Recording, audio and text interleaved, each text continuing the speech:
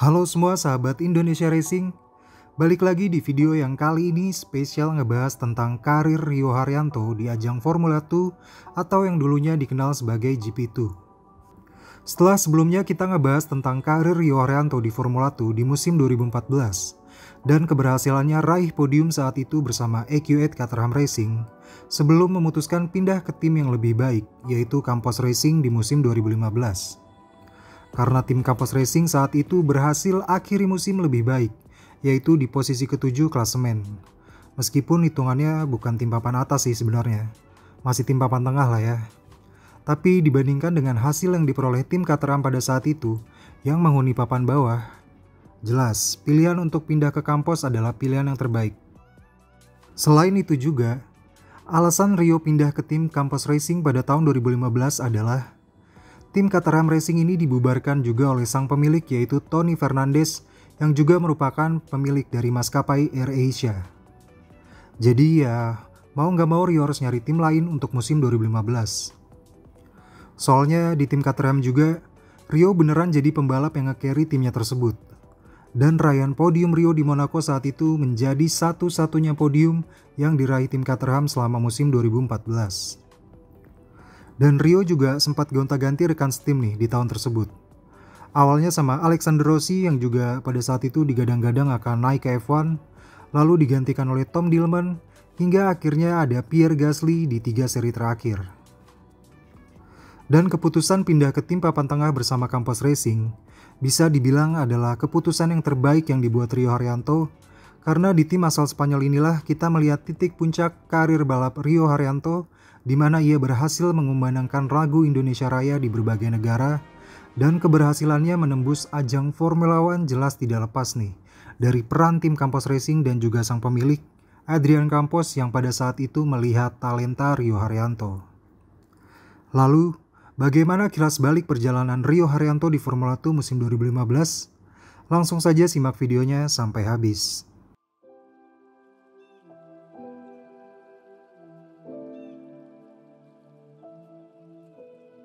Sedari awal dimulainya musim 2015, Rio sudah menargetkan bahwa di tahun tersebut merupakan tantangan besar untuknya.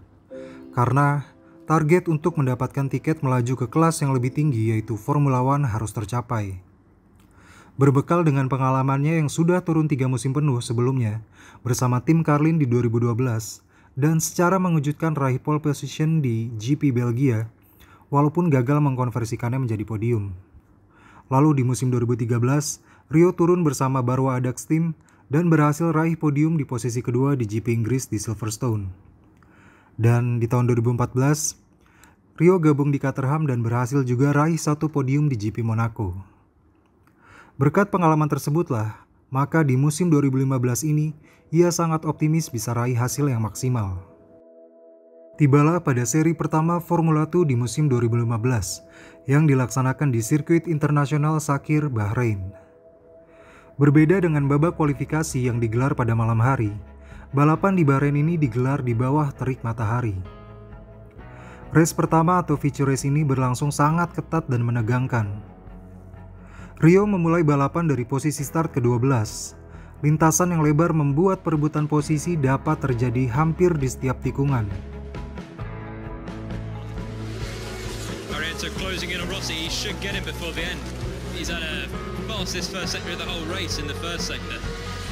Prestigious speed from Haryanto, managing like Van Dorn to make these tyres not only work for him, and he's definitely going to have a chance. Last corner. So as Van Dorn in the distance heads to the win, Rossi's going to really squeeze him because this is the final lap of the race, but Haryanto's alongside. He's got the traction, he's got the position, heartbreak for Rossi. It looked like he might have the win, and Haryanto gets to second place. And there, in sight of the checkered flag, is Stoffel Van Dorn, who achieves the win in Bahrain and celebrates Haryanto. Dan berhasil meraih podium 2 di balapan pertamanya bersama Campos Racing. Bendera merah putih Indonesia pun berkibar di podium feature race F2 Bahrain. Tidak cuma itu, pada balapan besok harinya di sprint race, Rio yang memulai balapan dari posisi ke-7 berhasil tampil gaspol nih, dan berhasil memenangi balapan sprint race, dan momen sejarah pertama kalinya Indonesia Raya berkumandang pun akhirnya terjadi.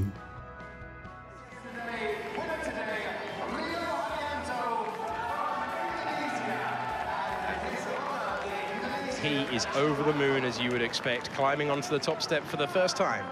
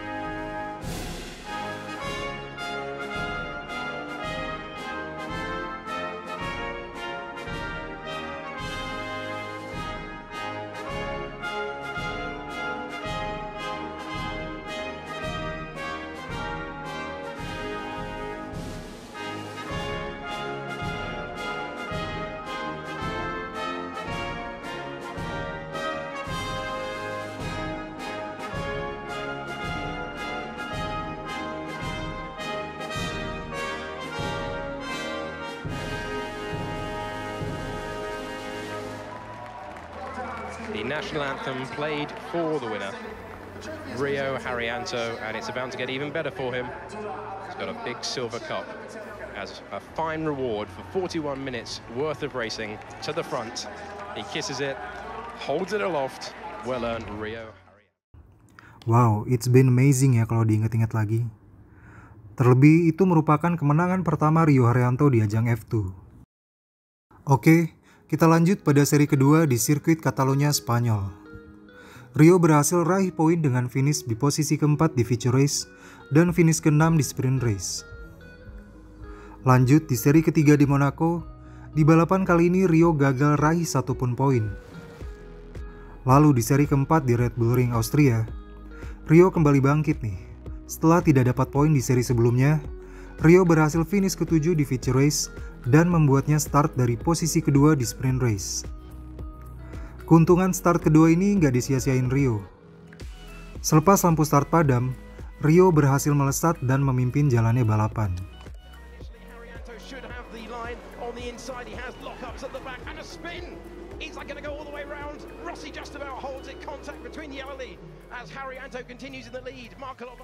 Namun, masalah muncul pada lap ke-14 di saat Rio Haryanto mencoba untuk mempertahankan posisinya dari serangan Artem Markelov. Sebenarnya Rio sudah kasih space nih ke Markelov, tapi sayangnya Markelov terlalu memaksa mengovertake-nya dan mengenai sayap depan mobil Rio sehingga mengalami kerusakan di bagian kanan sayap depannya, tepatnya di bagian casket kanan yang terlepas dari tiang penyangganya setelah bersenggolan dengan mobil Markelov. Markelovnya pun akhirnya keluar track. Sementara Rio jadi sangat kesulitan karena fungsi utama casket sayap depan adalah mengarahkan aliran udara supaya tidak menghantam roda depan sehingga bisa mengalir lebih efisien ke bagian-bagian mobil di belakangnya seperti sidepod. Dampak negatifnya dari kerusakan komponen tersebut, ya jadi berkurangnya kestabilan mobil, kehilangan daya cengkram yang dibutuhkan saat menikung, saat mengerem dan juga saat berakselerasi. Kecepatan mobil juga berkurang karena tambahan hambatan angin atau drag dan dapat memperpendek usia ban. Dengan berbagai masalah di atas, Rio bisa menjadi sasaran empuk bagi para pembalap di belakangnya.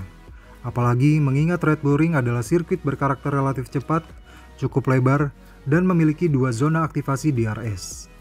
Setelah 28 putaran yang sangat ketat, akhirnya Rio berhasil mengibarkan bendera merah putih di podium teratas dan juga mengumandangkan Indonesia Raya untuk kedua kalinya di musim 2015.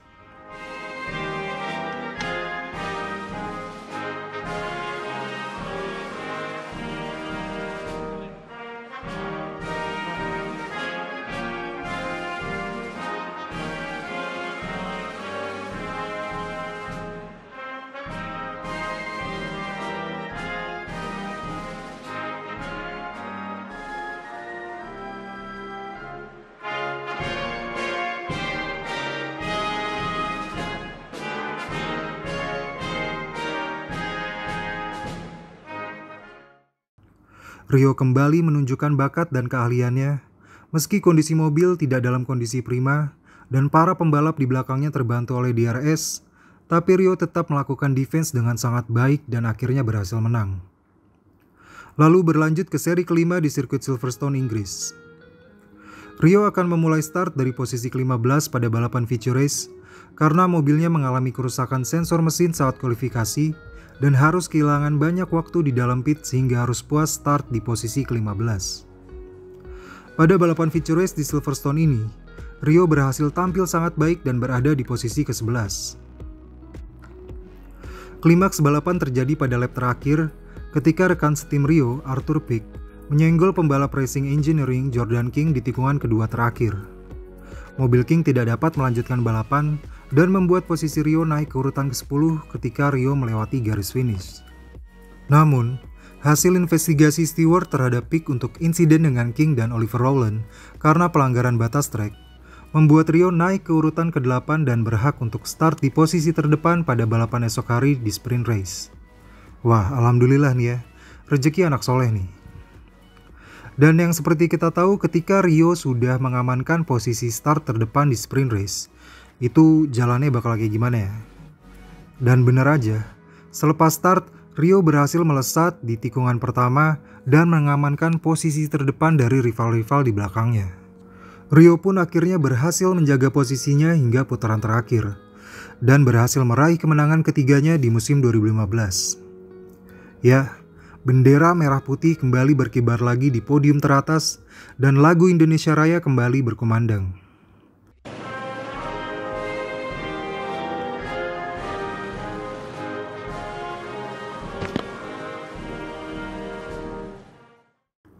Rio finish dengan selisih waktu 2,4 detik dari Rafael Marciello yang finish di posisi kedua, dan di posisi ketiga ditempati oleh Pierre Gasly.